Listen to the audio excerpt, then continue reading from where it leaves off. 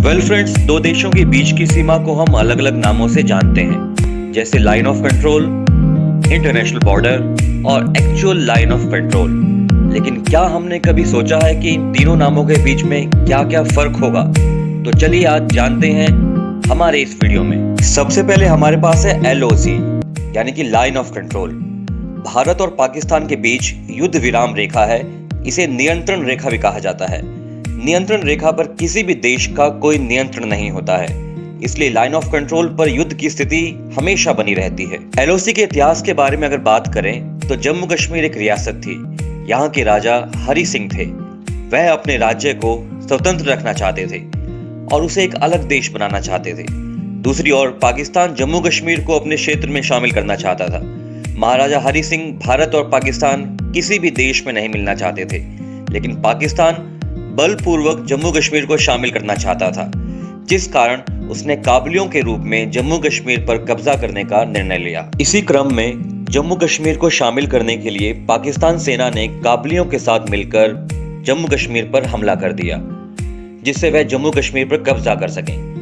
जम्मू कश्मीर की स्थिति खराब होने पर महाराजा हरि सिंह ने भारत से सैन्य सहायता की मांग की और भारत से जुड़ने का निर्णय लिया। उन्होंने इस निर्णय के तहत विलय पत्र पर हस्ताक्षर भी कर दिए। इसी विलय पत्र को इंस्ट्रूमेंट ऑफ एक्सेशन भी कहते हैं। भारत ने अपनी सेना के साथ पाकिस्तान को टक्कर दी और काबुलियों को बाहर खदेड़ दिया। उसी समय भारतीय प्रधानमंत्री इस मुद्दे को संयुक्त राष्ट्र में ले गए।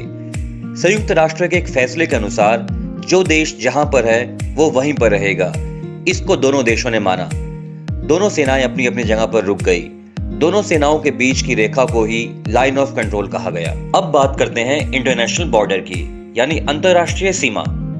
अंतरराष्ट्रीय सीमा उसे कहते हैं जहां दो देशों की सीमाएं मिलती हैं। इस काल्पनिक रेखा का दोनों देश सम्मान करते हैं और मान्यता देते हैं। इनमें किसी तरह का विवाद नहीं होता है। भारत 15,106 किलोमीटर लंबा इंटरनेशनल बॉर्डर 7 देशों से साझा करता है। भारत की 5,616 किलोमीटर लंबी समुद्री सीमा भी है। भारत और अफगानिस्तान की सीमा रेखा 106 किलोमीटर लंबी है।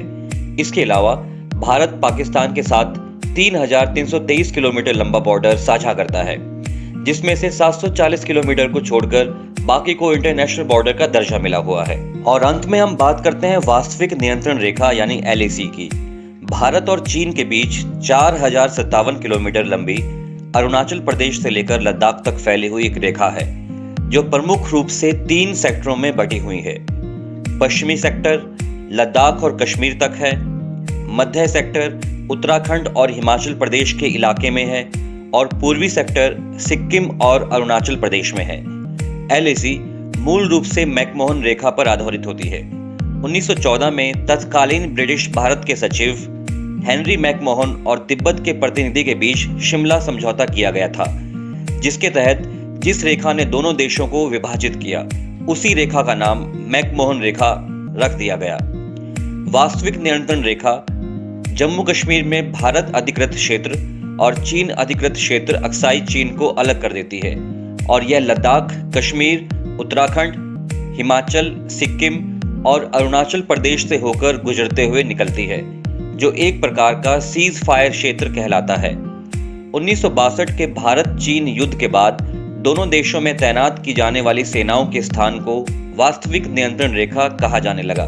सो फ्रेंड्स, उम्मीद करता हूं ये जानकारी आपको अच्छी लगी होगी। इसी तरह के इंफॉर्मेटिव वीडियोस के साथ दोबारा आपके सामने पेश होऊंगा।